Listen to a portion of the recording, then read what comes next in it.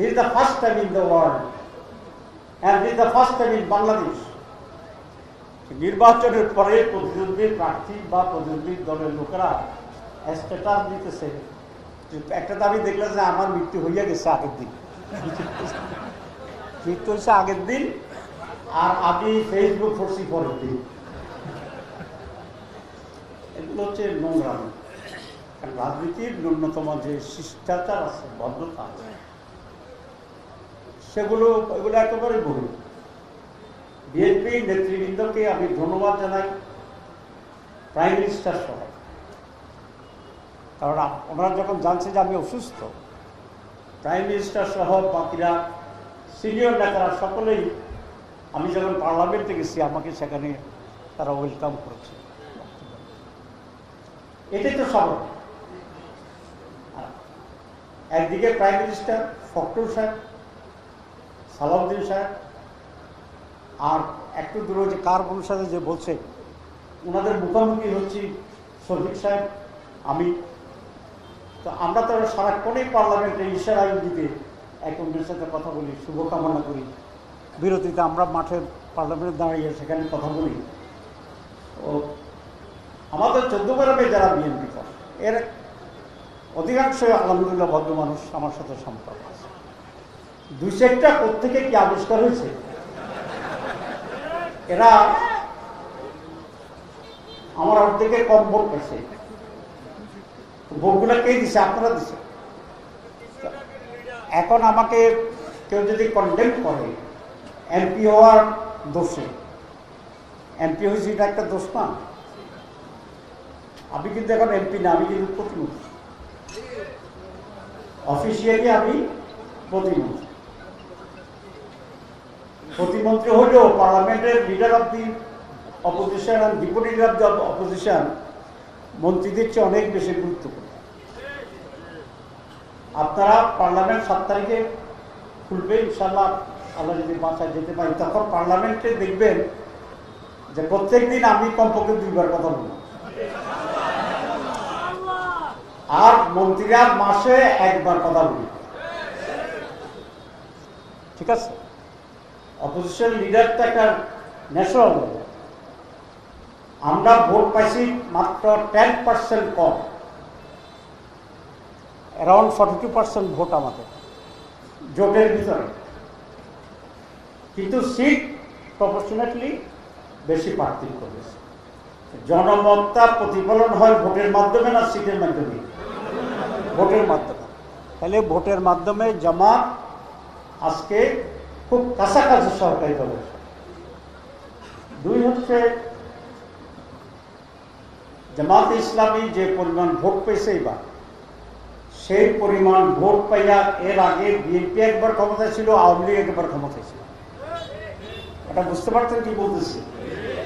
সুতরাং জামাত ইসলামী যে percentage of votes পাইছে, এটা দিয়ে আগে সরকার গঠন করা সম্ভব হয়েছে। এইবার নানা মেকানিজমের কারণে ভোট একটু তারা বেশি পাই গেছে, এই জন্য সিট বৃদ্ধি পাই গেছে। আর পার্লামেন্টে বিরোধী দলকে বলা হয় সরকারি ভাষা, ডিকশনারির ভাষা, যে পার্টি ইন ওয়েটিং, মানে ক্ষমতা যাওয়ার জন্য অপেক্ষমান যে দল, সেটা হচ্ছে প্রধান বিরোধী দল। এটা যে পার্লামেন্টারি কথা, এটা পার্লামেন্টারি ডিকশনারির ভাষা। তাহলে আমরা কি আইনগতভাবে, ডিকশনারিগতভাবে, স্ট্যাটাস অফ দি প্রিসিডিং ভাবে, সেটা হচ্ছে Jamaat Islami is a party waiting for power. Next ক্ষমতায় যাওয়ার অপেক্ষমান দলের নাম হচ্ছে জামাত ইসলামী পার্টি। আর বিরোধী দলের নেতা হিসেবে আমার অফিসিয়াল স্ট্যাটাস হচ্ছে প্রতিমন্ত্রী। আজকের গাড়িতে পতাকা আছে, দেখবেন ঈশা, আমি পতাকা নিয়েই ঢাকা থেকে আসছি। যাক, এগুলো সমাজকে নষ্ট করা, উত্তেজনা তৈরি করা। এই যে মাসকরাতে পতাকার কিশোর গ্যাং এসে অনেক কিশোর মানুষের ঘর ঘরে বেরিয়েছে। আমি কিশোর গ্যাংকে বলতে চাই, কিশোর গ্যাং কি এটা আসলে আমি বুঝি না। আমি শুনি দুঃখ। আর যারা মাদক ব্যবসা করছেন তাদেরকে বলতে চাই, চৌদ্দগ্রামে এই দুটার কোনো স্থান হবে না। আমি আপনাদেরকে 6 মাস সময় দিচ্ছি। আপনারা বলবেন যে এত মাস দিলেন কেন? আচ্ছা, দিলাম এই জন্যে, কেন দিচ্ছি একটা কারণটা বলি। দিচ্ছি এই জন্য যে তারা তো চৌদ্দগ্রামের মানুষ, তারাও আমাদের আপনজন, আত্মীয় স্বজন। একেবারে কালকে থেকেই বন্ধ করে দিলে ওদের তার কোনো পেশা নেই, ওরা চলবে কেন? কারণ আবার আমাদের উপরে বোধ হবে। এই জন্য 6 মাস সময় দিলাম, অন্য কোনো ব্যবসা ঠেকা খুঁজে না হলে আমাদের কাছে আসেন, আমরা সহযোগিতা করবো।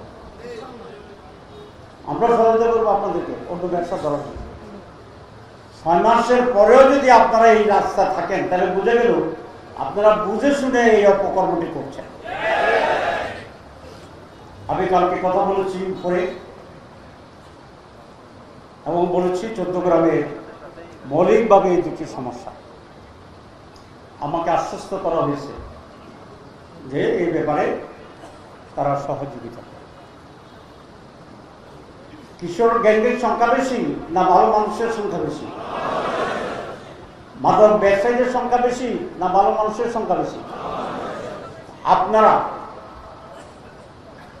আমরা যদি আপনাদের সাহায্য চাই, সহযোগিতা চাই কিশোর গ্যাংকে ধরার জন্য আর মাদক ব্যবসায়ীকে ধরার জন্য, সিভিলে পুলিশ গেলে ভালো, না গেলে সিভিল পুলিশ যাবে। আমরা নিজেরা মার্চ করবো, আমি নিজে মাঠে যাবো। আপনারা থাকবেন না পালিয়ে যাবেন? ভয় পাবেন কে? ভয় কে পাবেন না? একজন তো হাত নাড়তেছে, এটা দ্বারা কি ভয় পাবেন বুঝায়? কিশোর গ্যাং এবং মাদকদেরকে ধরার জন্য আমার নেতৃত্বে আপনারা লাঠি ছোটা নিয়ে ঘর থেকে বের হবেন কিনা? ইনশাআল্লাহ। আমি যখন 2000 আগে এমপি ছিলাম, তখন বর্ডারের অনেক রাস্তা আধা কিলোমিটার আমি জমি বানিয়েছিলাম, কারণ গাড়ি দিয়ে নিয়ে আসে। তো গাড়ি দিয়ে আনলে বেশি হয়, আধা কিলো যদি রাস্তা কাটা হয় তাহলে অন্তত কাঁধে করে আনতে হবে, গাড়ি আনতে পারবে না। আর কাঁধে বোঝা লইয়া এগুলোর ফিটেতে সুবিধা, দৌড়াইতে তো পারবে না।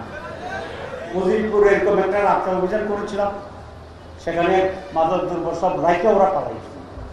এরকম যদি হয় তাও খারাপ না, কারণ তাদের তখন পুঁজি শেষ হয়ে যাবে। ঠিক আছে? তাহলে দুটি কথা, এক হচ্ছে নো সন্ত্রাস। তাহলে কেউ বলবে যে আপনি যে গাড়ি সেটা লইছেন, গাড়িতে বলছেন এটা কি জিনিস? না, এটা সন্ত্রাস দমনের ব্যবস্থা। রাসূলুল্লাহ ইসলামের হাদিস আছে, মান রাআ মিনকুম মুনকারান ফালিয়ুগাইয়িরহু বিয়াদিহি। তোমার যদি শক্তি থাকে অন্যায়ের বিরুদ্ধে শক্তি দিয়ে প্রতিহত করো। যদি ওই পরিমাণ শক্তি না থাকে যে লাঠি সোটা দিয়ে প্রতিরোধ করার জন্য, তাহলে তুমি তার বিরুদ্ধে মিছিল, স্লোগান, পোস্টারিং করো, মুখের প্রতিবাদ। আর বলছে যদি সেই শক্তিও তোমার না থাকে তাহলে মনে মনে ঘৃণা করো। এটা হচ্ছে দুর্বল ইমানের ব্যবস্থা। তাহলে লাঠি সোটা নিয়ে প্রতিহত করার কথা আল্লাহ রাসূল বলছেন কিনা? বলছেন। আমরা সেটা করবো। আমার সাথে থাকবে প্রথমে চেয়ারম্যান সাহেব, তারা জনপ্রতিনিধি। ঠিক আছে? তারপরে সমাজ নেতৃত্ব, ওলামায়ে কেরাম, মাদ্রাসার ইমাম। আমি ইমাম সাহেবদের নিয়ে একটা সমাবেশ করার চিন্তা করছি। আমরা প্রথম হচ্ছে চৌদ্দগ্রামকে শান্তিপূর্ণ করে ফেলা, মানুষ যেন দরজা খুলে ঘুমাইতে পারে। কি বলবেন, এটা সবচেয়ে ভালো ডেভেলপমেন্ট না? আর ফিজিক্যাল যে ডেভেলপমেন্ট, রাস্তা ঘাট ইত্যাদি। আমি নির্বাচনের পরে আসতে পারিনি সঠিক, কিন্তু আমি একেবারেই ইলেকটেড ছিলাম। যখন ইন্টারিম গভর্নমেন্ট ছিল, কোনো গভর্নমেন্ট ছিল না, তখনও 120 কোটি, কত কোটি? 120 কোটি টাকা রাস্তা ডেভেলপমেন্টের জন্য ইন্টারিম গভর্নমেন্ট থেকে আমি পাস করিয়ে দিয়েছি। কোনো কোনো জায়গায় এগুলা মাফ হতেছে, আর ধীরে ধীরে বাকিগুলো মাপ।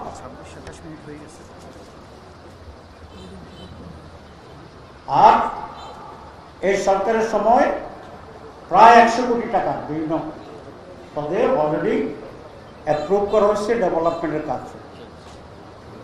সদ্যকাল আমি আসি না, এটা ত্রুটি, কিন্তু ডেভেলপমেন্টে তো অন্য যে কোনো সময় চেয়ে বেশি অ্যাপ্রুভাল দিচ্ছে।